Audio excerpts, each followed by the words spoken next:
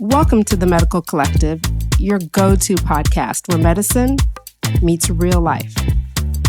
I'm Dr. Keisha Davis, a pathologist, personal trainer, and your host. I will be joined by a vibrant team of doctors who are not just healthcare professionals, but artists, fitness enthusiasts, and advocates for change. Each episode, we dive deep into the world of medicine, from untold stories of the healthcare industry to the latest in medical advancements. We're here to bring your insights, answer your burning questions, and explore the art and science of healing. So let's get started and step into the world of the Medical Collective. Welcome. Hey, Facebook. I hope you're doing well. Those who are listening in, we are here on the Medical Collective. It is November. We're ending up Thanksgiving, which is tomorrow. But by the time you hear this, we would have had an amazing Thanksgiving. But I'm here with Dr. Atoosa and Dr. Smith. I hope you guys are doing well. How are you? Hi, doing well. Thank you. Hi. Yeah, I'm doing great. Good. We're in different parts of the United States, so from warm to medium to snow. So I hope you're enjoying that, Dr. Sharon. If you haven't listened to the podcast, go over to Apple, go over to Spotify, YouTube, and you can check us out. We will now have the 8th episode after we film this, so I hope you tune in. And hey to those that are over on Facebook listening in, I hope you're doing well. So a couple of hot topics, and then we're going to close out the live. One of them is about the avian flu, bird flu. Dr. Sharon, I've been talking about this a lot because we've been seeing cases here and there. I want to let you know, as of yesterday, there was a teen who has avian influenza in Canada, and that teen is still in the hospital as of yesterday. So we're now seeing avian influenza cases that are infecting humans and causing actually disease. Now, I would say that this individual does have comorbidities, so we'll wait to see what's going on. They said there was a pet dog that was sick, but they haven't actually found the source and ascertained if that actually is the source of that. In addition to that, for those states that allow raw milk, we have a couple of cases of avian influenza in the milk, Dr. Atoosa, as well. So I think what physicians are saying is don't consume unpasteurized raw milk for many reasons, right? So how do you guys feel about this?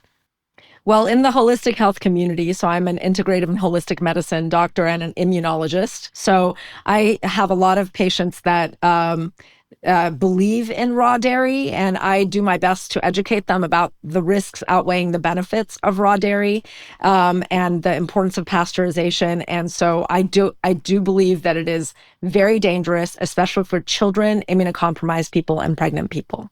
Dr. Sharon? Yes, I agree with you that raw milk is dangerous. And for me, my population, part of the population that I deal with are pregnant persons. And consuming raw milk can be quite detrimental to mom and baby. So I do not recommend it at all. And I don't have too many patients who are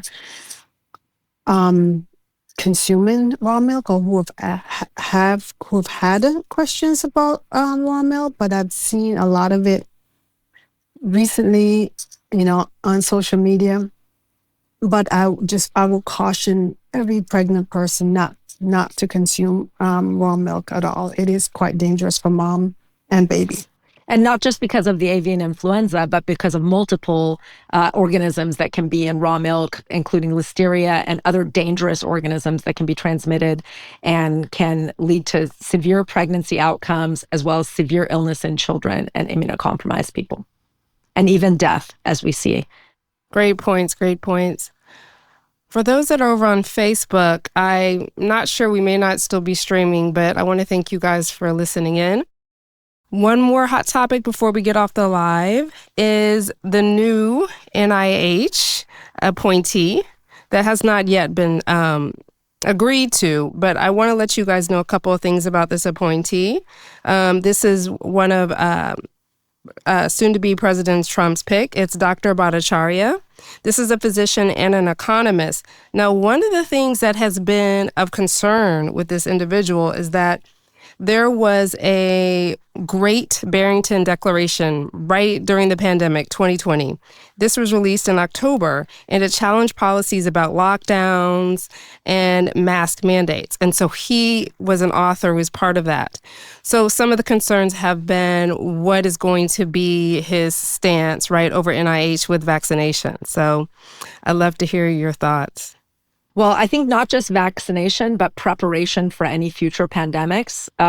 It does not bode well for that. So someone who doesn't take infection control policies seriously, or thinks they're even detrimental, and is putting the economy above lives, being the director of the National Institute of Health, which is the scientific policy and research arm of the government, means that we will continue to be the least prepared nation for future pandemics. And if anyone thinks that the pandemic that we suffered through and have been suffering through for the past 4 years is the first and last one, they are sadly mistaken. There are more pandemics coming, and the critical learning that needed to happen, the preparedness that needs to come out of it, sadly, I think will not be there because of this change in leadership. Thank you for that, Dr. Atoosa. And those who are listening in on the Facebook, please stay tuned for the podcast so that you can listen in for the rest of the episode, because we're going to talk about vaccine-preventable illnesses. I want to get into the meat of this. And one of the main concerns, and Dr. Atoosa, is that with the climate of whoever may be in control of the NIH over HHS, is what will happen with vaccine preventable illnesses. We already see measles cases popping up and cropping up. I heard that this is the lowest rate of vaccines in a kindergarten class was this past year. And the sentiment is already growing. And I think as leaders will set the tone on people and families believing in vaccines. So let's start off. The first part of this is about the vaccine schedule. So for children, what is the schedule right now, Dr. Atoosa? Well, I'm not going to go through every single vaccine, but during the first year of life, we vaccinate for the diseases that can kill babies. With the ICU interventions, antibiotics, and everything that we have, there are diseases for which we don't have good treatments, and for which, despite every treatment, babies die. And so those are the ones we vaccinate against. One of them is pertussis, or the whooping cough. And every year there's large pertussis outbreaks in several states, especially states like Utah, Washington State, some parts of California, and even some parts of Texas. And every year infants die of pertussis who could have been vaccinated. And if they were vaccinated, or their parents were vaccinated and their mom was vaccinated during pregnancy to pass the immunity on to the baby, that baby would have been protected. But we vaccinate these babies for that. And then tetanus is part of that vaccine as well. So tetanus, pertussis, and diphtheria. So again, respiratory illnesses and infections of the blood that can kill babies. That's what we vaccinate them for. And then the other ones that we vaccinate for are hepatitis, rotavirus. The hepatitis types are A and B, hepatitis A being the one that's transmitted through food, and B through bloodborne or close contacts. Like it can even be through close contacts that aren't bloodborne, but just like home contacts and saliva. It can be passed through other body fluids, we believe. So that's that. And then we do also vaccinate for pneumococcus, or streptococcal pneumonia, which is the bacteria. It is responsible, and before pneumococcal vaccine came out about 25 years ago, was responsible for dramatic severe meningitis cases, as well as pneumonia that would kill kids. And most kids that had pneumonia would come out with some lung scarring, and most of the kids that had the meningitis cases from the same bacteria would come out with hearing loss, mental retardation, severe seizures, or they would just die despite all antibiotic treatment. So pneumococcus has really changed that scope where, a trainee going through pediatric residency training now will probably not see a case of pneumococcal meningitis. But that might change if vaccine uptake continues to reduce, as we have seen in recent years. And then the other thing that we vaccinate for that's important is measles, mumps, and rubella. So we vaccinate for those at around the 1-year mark. And these illnesses are also illnesses that would kill children. Measles not only causes severe respiratory illnesses and rashes, but can cause brain damage and death. And sometimes you don't even know which child that will be, because it might be a seemingly mild case of measles, and then years later they have the post measles reaction of subsclerosing encephalitis and death, which can happen in the brain after measles cases, even up to years later. So it's like a ticking time bomb. If a child has had measles, you don't know which of those children might go on to have that terrible outcome later on, even if the child seemed to have survived the measles case. So those are the ones we vaccinated against. And I always tell people that if we have a vaccine for it, it's because it killed a lot of kids and a lot of people, and we didn't have a good treatment. Oh, and the last one I didn't mention was polio. So recently we had outbreaks of polio in New York State in areas where there was not very much, vaccination rates were low, and we hadn't seen an outbreak of polio that vast in the United States in something like 5 decades. So polio vaccine was one of the first vaccines that we vaccinated most of the U.S. Children against, starting in the 1950s. And so we hadn't seen that severe a case of, or epidemic of polio, local epidemic of polio in a long time. And polio is a paralytic disease, so it can kill kids, but it can also cause paralysis, including paralysis of the nerves that govern lung function and breathing. So before the polio vaccine, kids who even survived polio, some of them would be so paralyzed that they would have to be on chronic ventilation support or in these boxes where they served as ventilators. So basically living their life with their rib cage encased in a box that would help them breathe. And so paralytic polio is a severe and life-threatening disease. So I want to make that clear. And there is no treatment. So there is no definitive treatment for that virus. So with some viruses, we have treatments. Like if you get the flu, for instance, there's Tamiflu or also Tamivir, medications that help to lessen the severity. But with polio, we have no such treatment. So because of that, these diseases are life-threatening. So that's the pediatric vaccine schedule. And then when you get into the teen years, we boost them for tetanus and diphtheria and pertussis, because that immunity wanes after a few years and people stop being as immune as they were when they first got the vaccines. So we protect them again, and then we give them the meningitis vaccine. The meningitis vaccine, there are 2 types. So this is something that's little known. So some people think that their children have been vaccinated for meningitis because they got 1 dose when they were 11. But actually, you need another dose of that same meningitis ACY. So those are the strains, meningitis A, AW, and C and Y are in that one. You need that one again before you go to college. So when you're 17 or 18. And then there's a second type of meningitis vaccine to meningitis B, which is a completely different strain. So some people think that their child is protected, but if they haven't gotten both types of meningitis vaccine, they may not be protected. So those are the things that I tell people, is that there may be holes in your vaccinations.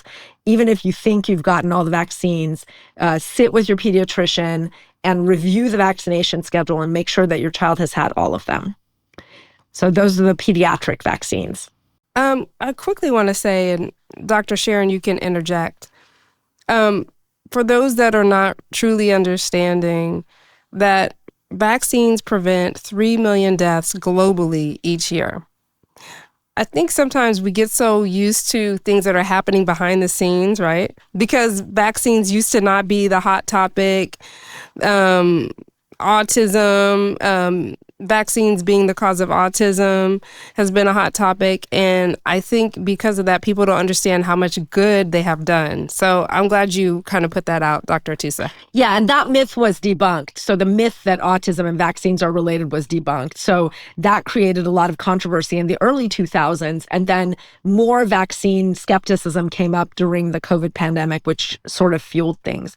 But I want to also say, to highlight what you said, Dr. Keisha, which is that when something works, it's sometimes the victim of its own success. So vaccines are the victim of their own success.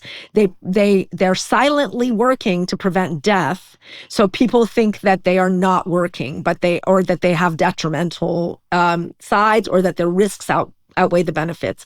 But because they've never lived in a world without vaccines. So they don't know how awful that can be. And so vaccines are really so successful that they're suffering from their own success, basically, because people don't know how awful the diseases that these vaccines prevent could be. The other thing is that people don't realize that some of the vaccines were grouped together in order to maximize their effectiveness. And I think that that's part of the danger. So one of them is that the vulnerability that you put in the run of the show. But the other is that there's actually certain vaccines were designed to go together because they actually benefit one another's immune uptake. So the idea that if you get these two vaccines together, you're more likely to become immune to all the things in the vaccines. Okay, so, great point. Dr. Sharon. I don't want to live in a world without vaccines. Let me just put that out there, right? I don't want Thank to you, know. Dr. No, Sharon. I don't. I don't want to know what it's like to live in a world without vaccine. And I can tell you that when I was growing up in Antigua, one person in our community actually passed away from measles, right? Because they were not vaccinated, right? And this is in modern times, and that definitely should not happen. So I don't want to know what it's like to live in a world without vaccines. So in pregnancy, we do recommend vaccines. We do recommend the Tdap, which is diphtheria, tetanus, and pertussis, and we do vaccinate pregnant persons like every time they're pregnant because that actually increases the immunity. And I do recommend that individuals around mom and baby, and particularly anyone who's going to be taking care of the baby, to have their Tdap updated and all the other vaccines updated also. And in pregnancy, we do recommend the flu vaccine and the COVID vaccine also, because we do know that as a pregnant woman, your immune system doesn't work as well as when you're not pregnant. So, getting COVID or flu during the pregnancy can really be detrimental to mom and baby. Yeah. So we do recommend updating your vaccine to flu vaccines every year also. And I'll leave Dr. Atoosa to actually even talk about why the flu vaccine every year is recommended. The same thing with the COVID vaccine. Every year now, it's like every year, every time there's a new updated vaccine, we do recommend that you get the vaccines. Yeah, so those are the ones that we do recommend in pregnancy. Dr. Atoosa, you want to add to that? Yeah, great point, Dr. Sharon. I love how you explain the concept of cocooning, which is what we call it when everyone around the baby gets vaccinated, to create a cocoon of protection for the baby, so that the illnesses can't even get into that family because everyone is vaccinated. So the baby's never exposed before the baby gets to have their first series of vaccines. They're protected by everyone else around them being vaccinated. So I think that was a wonderful thing that you explained that. And then with influenza, people say, oh, we don't get the flu vaccine because they're worried about feeling sick after the flu vaccine. Well, people can feel mildly sick after some vaccination because it's kind of a dry run for the immune system. So it's like Navy SEALs getting trained out in the field with like training exercises that mimic true emergency situations where they would intervene. So it's really your body going, are you ready to fight this? And when it comes, this is how you recognize it and how you fight it. So you might feel a little bit sick and have a flu-like illness after a vaccine, but honestly, it's worth it because your body then is a little more prepared to fight that virus or bacteria if it encounters it. And with the flu vaccine, because individual years sometimes are hit or miss. So flu vaccine efficacy can vary anywhere from 35% to 65%, which means that, it can prevent 35 to 65% of severe cases. And so people are like, that's not good enough. I don't want to risk it for that low a protection, right? But what they don't realize is that when you get the flu vaccine every year, then your likelihood of having a blueprint for any future mutations that might happen to that flu virus and being prepared for a future flu is greater. So once you've gotten several years of flu vaccine in a row, you have cumulative immunity, which means you have a blueprint in your immune memory cells that helps you recognize all the different ways that flu can mutate in the future. So a person who's had 10 or 15 or 30 years of flu vaccines in a row is way more protected than a person that just gets one flu vaccine 1 year. So that is one of the reasons to invest in every year annual flu vaccination.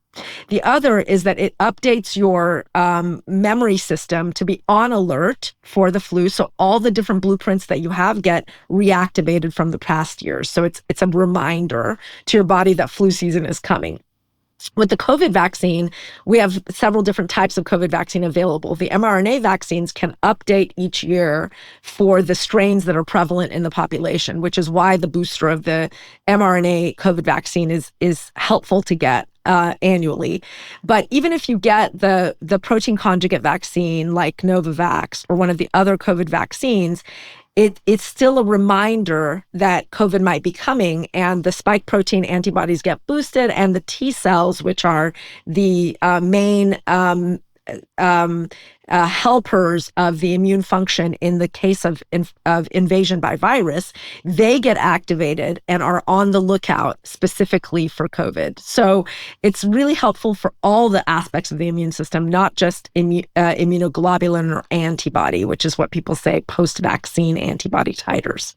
And then the other thing I wanted to address is HPV vaccine, which is part of the pediatric vaccine schedule and is supposed to be given to teens. And it's also something that maybe Dr. Sharon encounters in her gynecological practice, because we can vaccinate women now up to age 45 for HPV. And the reason is that it's the most effective cancer prevention vaccine we've ever had. And I was just really shocked because I thought that we had addressed all of the false rumors and myths about HPV vaccine, and people now knew that it didn't cause any significant bad side effects. And a mom the other day said that she'd vaccinated her child fully except for HPV, and her daughter was 12.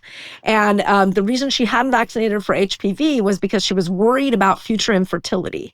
And so I actually explained to her that HPV infection with the virus can cause infertility, and that HPV vaccination is a protection against that type of infertility. So actually vaccinating her daughter was more likely to protect her fertility than not vaccinating her daughter. And I explained that the risks that people talked about with HPV vaccine, most of them were completely mythical, like they'd never really been proven to be related to the HPV vaccine, and it's just gotten a bad rap. And that another reason to vaccinate her child before age 15 is because if you get of HPV before age 15, you only need 2 doses, because the immune system before age 15, between 11 years old and 15 years old, is so efficient and so robust that 2 doses of that vaccine is enough to confer immunity. But then if Dr.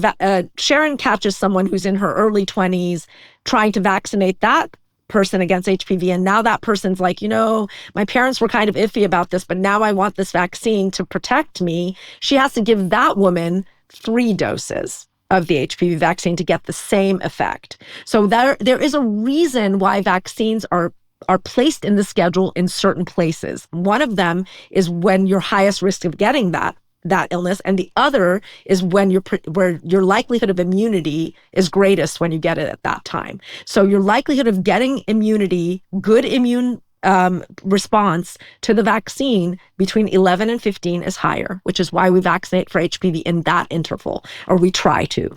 But if you missed it for whatever reason and you got left out, you can get it later. You just need 3 doses and to get you the best protection. And then there's other vaccine pairings that we have, like tetanus, diphtheria, and pertussis, or measles, mumps, and rubella, that people are like, well, why can't we just space those out? And part of the reason is that they've designed the vaccine that way because together those things cause the best immune response, the most protection. So taking apart the vaccines into their components and giving the child spaced out vaccines doesn't give them the same protection as a child that's following the vaccine schedule. So that is why the vaccine schedule is there for maximal protection, to give most people 95% protection. That's great. And before we move on to vaccine safety, with the HPV, I think we have to continue to impress upon that with 47,000 new cases of cancer from HPV this past year, half of those come from male. So I do want people to understand that, yes, cervical cancer is one, but HPV infects this lining that goes from the anus to the penis to the mouth, esophagus, larynx, the whole mouth, throat area. And so what we've been seeing is that we've seen cancers, and I don't think people understand the HPV is also for men. It's not just for women. And I want to give a couple of quick stats. So cervical cancer, yes, 11,000 cases, which is about 91% of the HPV associated cancers. But anus, 91% of anal cancers are HPV related, and that's about 7,000 of cases annual. Then we get to the mouth, about the same, 70% actually are HPV related. However, we're still seeing about 21,000 cases.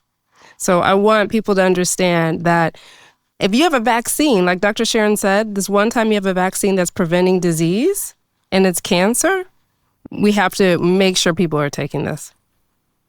Yeah. So let me just say something about the recommendations for HPV vaccine.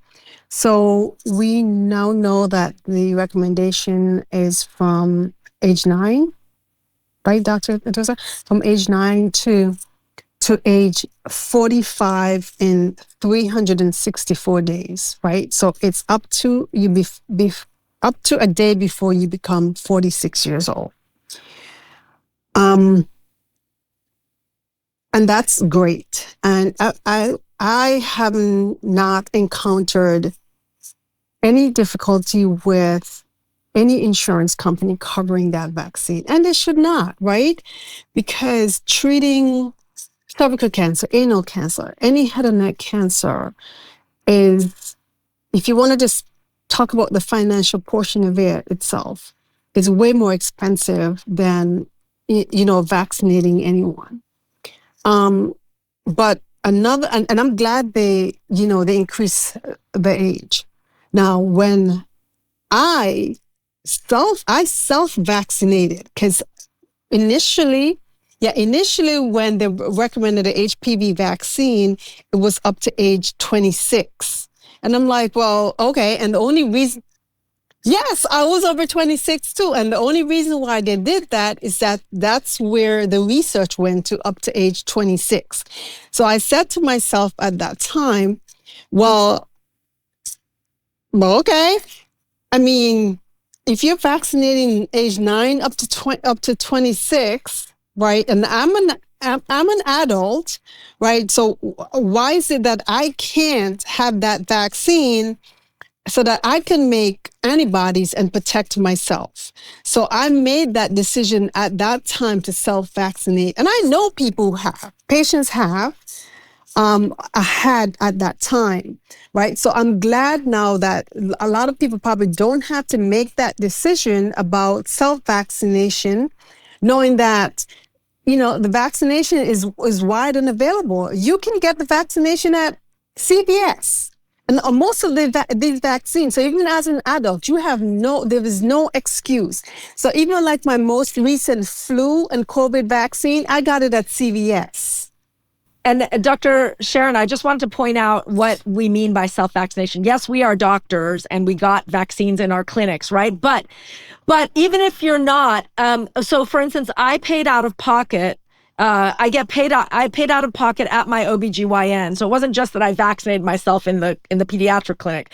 I paid out of pocket at my OBGYN several $100s at that time to get vaccinated, because I was in my 30s when that vaccine was approved. So I was not 26, right? So I got it, and it was good money because I was at peace. I knew that I was protected. And now we've found that the research that's why they extended the age, because it showed that even if you were exposed to the HPV strains, when you got the vaccine, your immune system then started fighting them. So before, they would restrict it to under age 26 because they thought most people, if they're sexually active, have been exposed to these HPV strains by the time they're 26. Now we know that that's actually not the case, that a lot of people don't get exposed to the dangerous strains until sometimes later because they're changing sex partners. And the other thing we know is that even if you've been exposed to that strain, the vaccine can still retroactively protect you.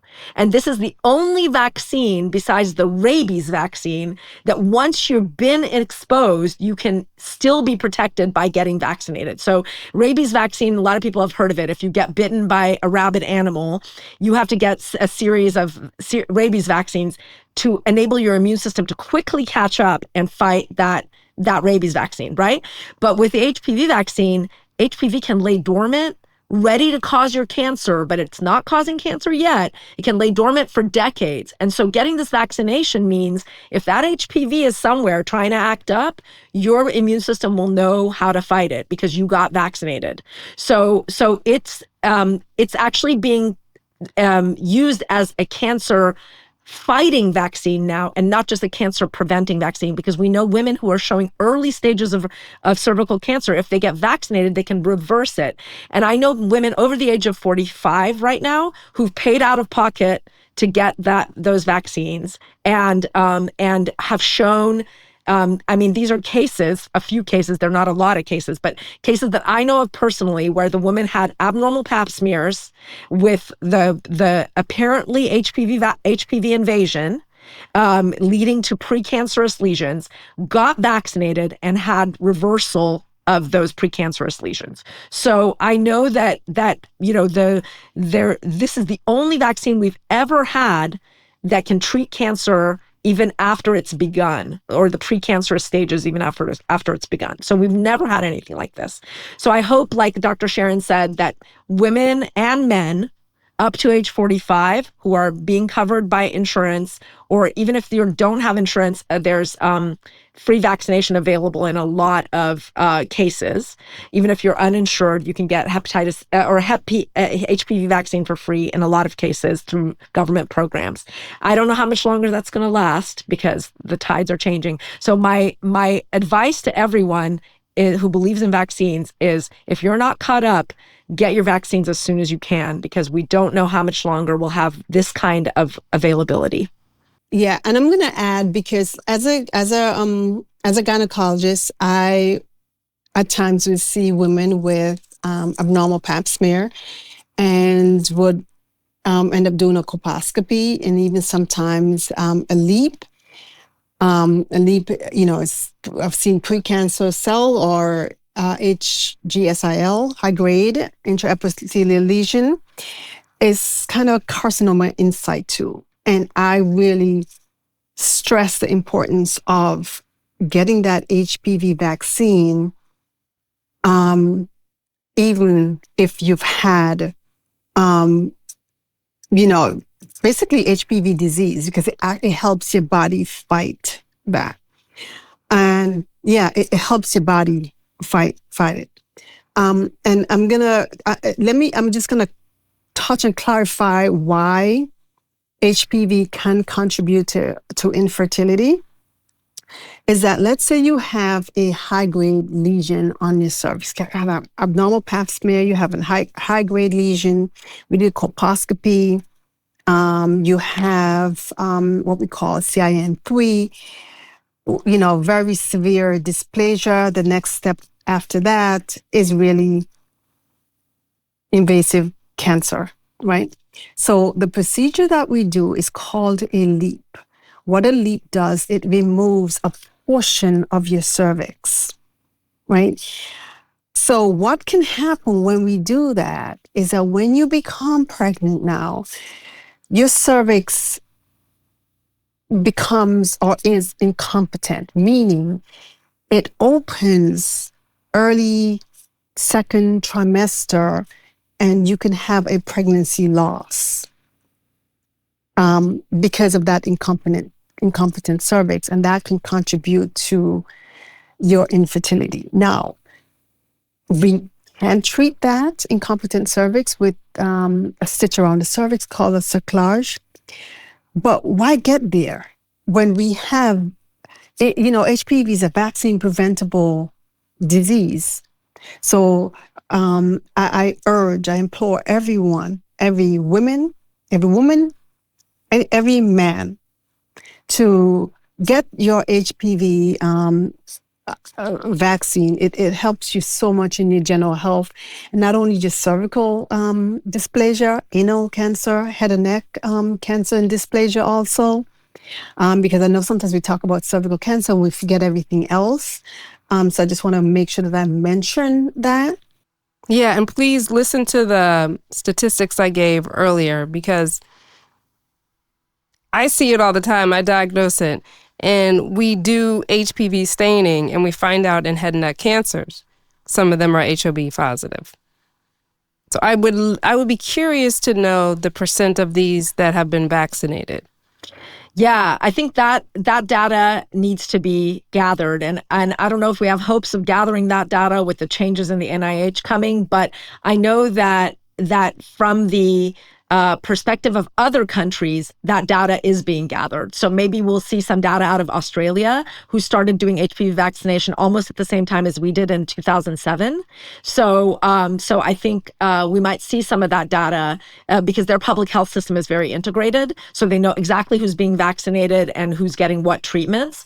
So I think it would be really interesting to find out how much it prevents. And I think now that we've had almost a generation of experience with this vaccine, almost 20 years of experience, or 18 years, we're going to see some really amazing data come out really supporting it, and what an incredible scientific advancement it has been.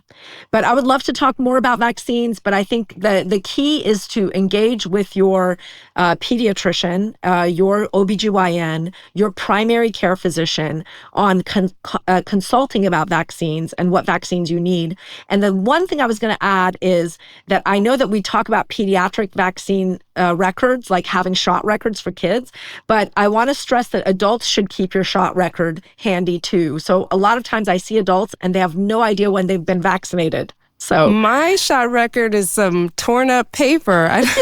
Well, now you can put that into a computer system. So your primary care doctor. So I took all the little scraps of paper to my primary care doctor, and I gave it to her nurse, and she entered it into their database.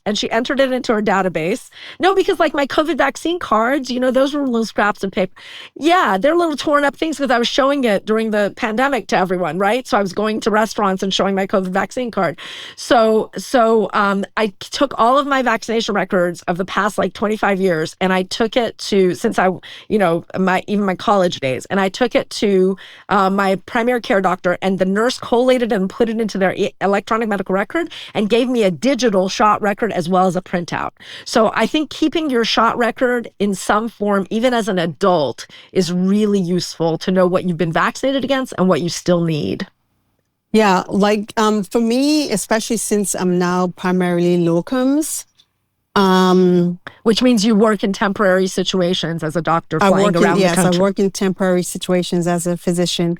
I have to continually show my shot record, but I actually have had my shot record from the very beginning, like the original card it's all worn and everything. But no, it's actually not even laminated, right? But but I still have it. But I think I'm gonna have it placed in a database, and I've made copies. Like I've also made multiple copies of it. But it's there. I have it because I know the importance of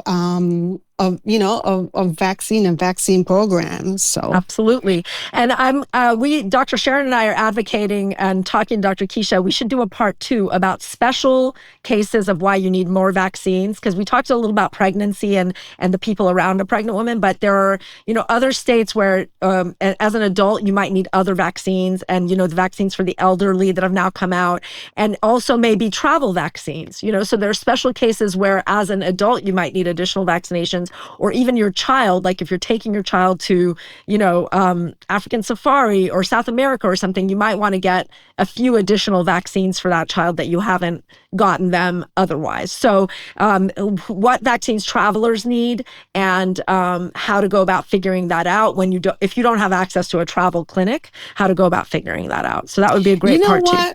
I think that would be great, because like for me, every time I'm traveling somewhere, I will go on the CDC website. Yeah.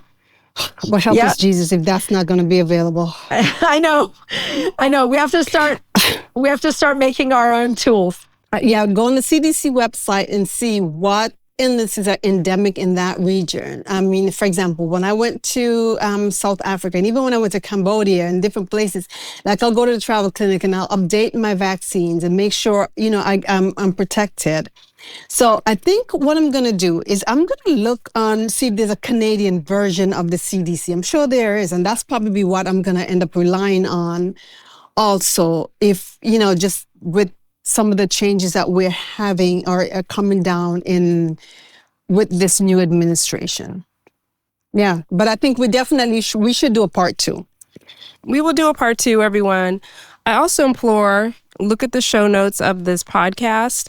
I'm going to put some links in there, in addition to a Facebook group we started, the Empowered Health Network, because part of this will be navigating how things change throughout the years, whether we're part of WHO, and that has to do with travel vaccination as well. We'll put all the information in there. So look for the Empowered Health Network Facebook group. We will put it in the show notes as well.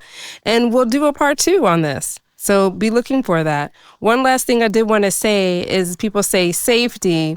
Please know that we've heard about clinical trials. We heard about the phases, and not everything makes it through the phases. I'm going to put a link in the show notes to that so you can see and understand that. If you're hearing otherwise, that is false information, that is disinformation. One last thing we'll end with is a myth or a fact. Vaccines contain harmful levels of toxic substances. Is that true or false? False. You want to say a quick narrative to that? Yeah. So the vaccine additives that were called into question, like mercury, have largely been removed from vaccines, things like thimerosal. And now the preservatives that are in vaccines are very safe, and they're preservatives that are in many foods as well. And you can also get certain preservative-free vaccines, and you can get formulations of vaccines that are very pared down. So what's in vaccines is just the bare minimum to keep them fresh, to keep them safe, and not keep them from getting contaminated. And there's not harmful levels of chemicals in vaccines. So they're actually some of the safest things. Or the nanoparticles. The nanoparticles, yeah. Yeah, it just means small. And it just, anything that you're getting, like if you get an injection of antibiotic injection into your, if you go to a steroid shot or something like that, that's all nanoparticles. So anything that's pretty much injected has nanoparticles in it. So if you're against all injected medications, then, if you're in a surgery situation, that's going to be very difficult, because you're going to need injected medications for surgery. So vaccines are very safe. They're among the safest of medication substances that you can get. Thank you, Dr. Atoosa. 2 more short ones. One for you, Dr. Sharon. the HPV vaccine causes infertility. True or false? False. I think I already. Right. We already told. We're going to re-jog everyone so they go away saying that's false. But HPV can cause cervical cancer. The infection can cause it. Yes, the infection. One last one. We didn't quite talk about this, but vaccinated pregnant people can pass antibodies on to their unborn child. True or false, Dr. Sharon? That is true. And that's one of the reasons you want to be vaccinated, right? Just to make sure you pass those antibodies onto the baby to offer them protection that, they're not going to be eligible for vaccines immediately. Only, I think, Hep B is the only vaccine they get right after birth. Other than that, like Tdap, pertussis, tetanus, and even Hep B, right? They get those antibodies also from mom. Yeah. Right? So it is important to be vaccinated. Absolutely, in pregnancy. Absolutely. Great point.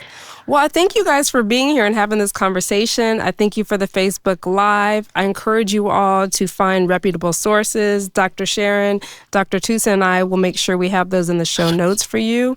And know that vaccination has saved lives worldwide and will continue to. Any last thoughts, Dr. Atoosa, Dr. Sharon? I would just say tune into our social media for both the Medical Collective and its show notes, and in each of our individual social media for Dr. Keisha, Dr. Sharon, and myself, because we have vaccine content there. So if you have questions, and then you can also contact us through the Medical Collective social media to pose questions that we will answer in future shows. So we want this to be as interactive as possible. Yes. Yeah, that would be great, Dr. Atoosa. Yeah, go ahead, Dr. Sharon. I mean, I agree. I definitely agree, and just stay updated on your vaccines. I mean, vaccine programs save lives. The reason why we don't have polio, measles, mumps, rubella, is because of vaccine programs. Smallpox, right? It's because of vaccine programs. That's right. So, stay updated. All right, until the next episode. You. Until next time. Yes, thank you all. Have a great time. I hope you have enjoyed your Thanksgiving or holiday and continue to throughout the year. All right, take care. Thank you. Bye-bye. Thank you for tuning in to the Medical Collective. We hope today's episode has left you with valuable insights and a new perspective on healthcare. Don't forget, follow us on social media for more updates and behind-the-scenes content. I'm Dr. Keisha Davis, and it's been a pleasure to share this time with you.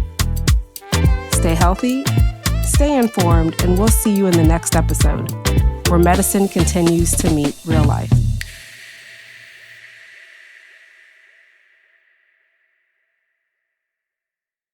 Please note that the content provided in the Medical Collective podcast, including text, graphics, images, and other material, is for informational purposes only. The content is not intended to be a substitute for professional medical advice, diagnosis, or treatment. Always seek the advice of your physician or other qualified health provider with any questions you may have regarding a medical condition. The views and opinions expressed on this podcast are solely those of the individual authors and guests and do not represent those of the Medical Collective, its staff, and any affiliated entities. The appearance of content on the podcast does not imply an endorsement. Neither the host, Dr. Keisha Davis, the co-host, or any guest of the podcast bear responsibility for the accuracy of the content provided or the use of information received through the podcast. Reliance on any information provided by the Medical Collective podcast